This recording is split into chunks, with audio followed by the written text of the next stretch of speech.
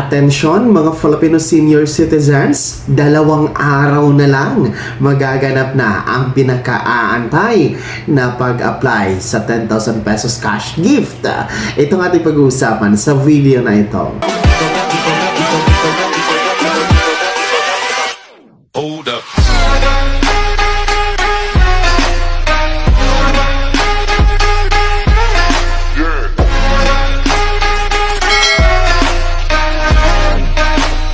Hello mga ka-vlogs! Welcome dito sa aking YouTube channel. Magandang araw po sa lahat ng mga manonood. Saan po kayong dako sa mundo? Kumusta mga ka-vlogs? Eto na mga lolo at lola. Alam nyo ba, 2 araw na lang magaganap na ang pinaka-aantay ninyo para maka-apply at makakuha ng 10,000 pesos. Cash gift ito, bigay ng NCSC.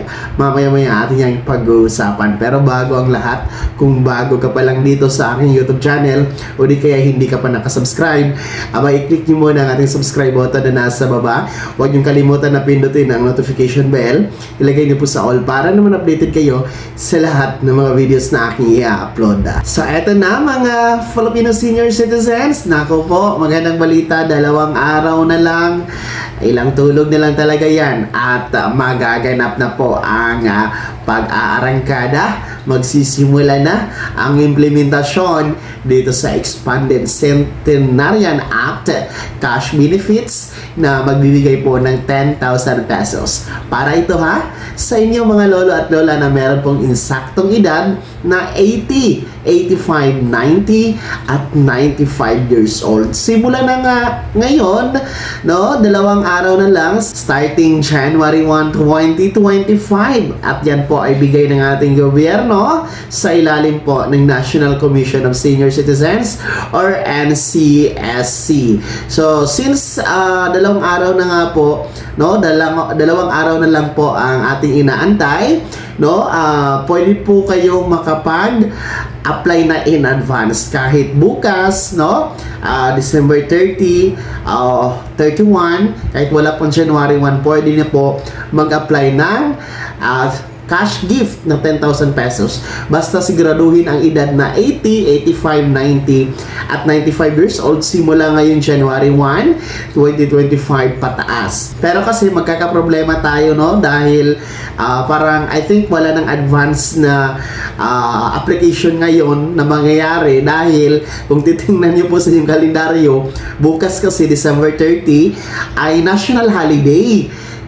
Rizal Day, Rizal Day bukas, tapos December 31 special non-working holiday, and then January 1 New Year. So wala pong mga opisina kasi sa mga araw na yan, kasi ang OSCA office na pag-applyan nyo po, pag-submitan nyo po ng application form ay sarado po, dahil wala nang pasok. So kahit po January 1 ang starting implementation dito sa ating 10,000 pesos cash gift, pero aasahan natin na January 2 ito magsa-start dahil January 2 po ang balik ng lahat ng mga opisina, mga pribado o pampubliko. So, yun po ang sa tingin natin dahil January 1, talagang New Year po yan, wala po talagang pasok, dahil po sa bagong taon, January 1. So, January 2 na lang po kayo pupunta sa OSCA office, and then mag-apply, mag-submit ng form, Ang form po, sa mga hindi pa alam kung saan ito makukuha, pwede nyo pong i-download dyan sa website ni NCSC.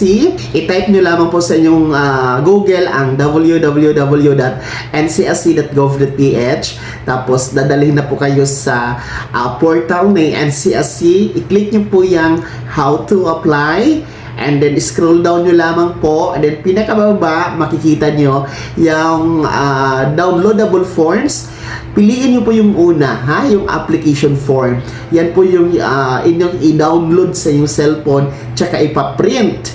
And after that, fill upan nyo po ang mga hinihingi na impormasyon tulad ng inyong kompletong pangalan, araw ng kapanganakan, no? Pangalan ng inyong mga anak at iba pang impormasyon na hinihingi dyan. And then kasama na din po, dikitan nyo ng inyong 2x2 ID picture. And yan po yung isubmit ninyo sa OSCA, no, na nasa munisipyo or city hall ninyo, no, yung Office of the Senior Citizen Affairs or OSCA, no.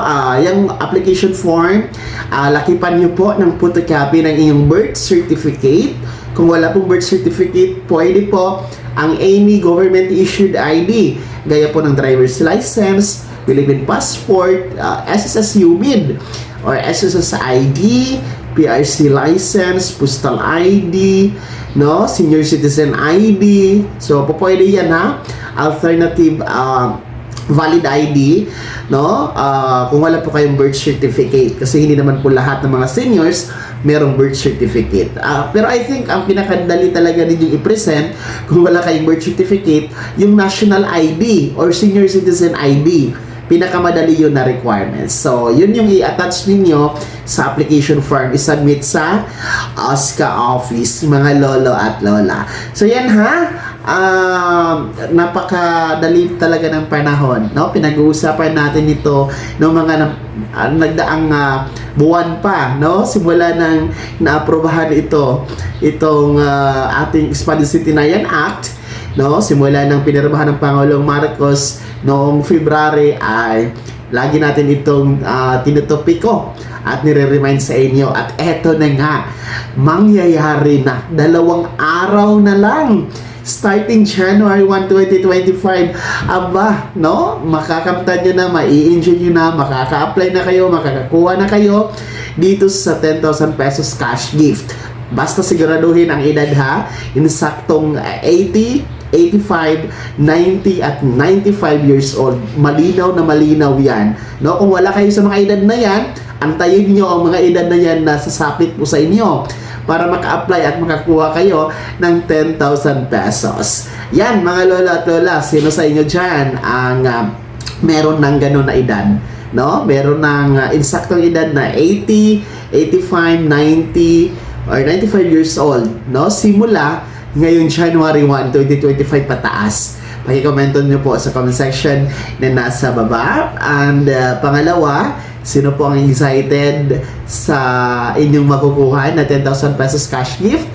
At kung sakaling makakuha kayo nito, ano po ang inyong paglalaanan dito? I-share nyo po sa comment section na nasa baba. Pakilakip naman ng inyong buong pangalan at kung taga saan kayo para naman malaman ko kung saan po naaabot itong ating video na ginagawa po dito sa ating YouTube channel. Bago ako magtapos sa video na to, kung gusto nyo po sumuporte sa aking YouTube channel, maaari nyo pong i-click ang ating super thanks button na nasa baba. Sa mga gusto maging miyembro, pwede po i-click nyo po ang ating join button. Maraming perks dyan, mga ka-vlogs. Be my member now.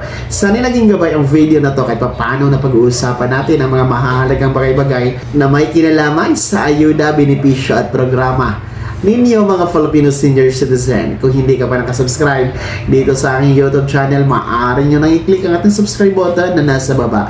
Huwag nyo kalimutan na pindutin ang notification bell, ilagay nyo po sa all para naman updated kayo sa lahat ng mga videos na aking i-upload. Maaari nyo rin i-like ang video na to. Kung meron ka pang mga katanungan, maaari nyo i-komento sa comment section na nasa baba. Paki-follow na din po ang aking official Facebook page na nasa screen nyo. Muli po, ako si Daniel Timpawan na nagsasabing dito sa aking YouTube channel, pawang katotohanan at lahat totoo lamang.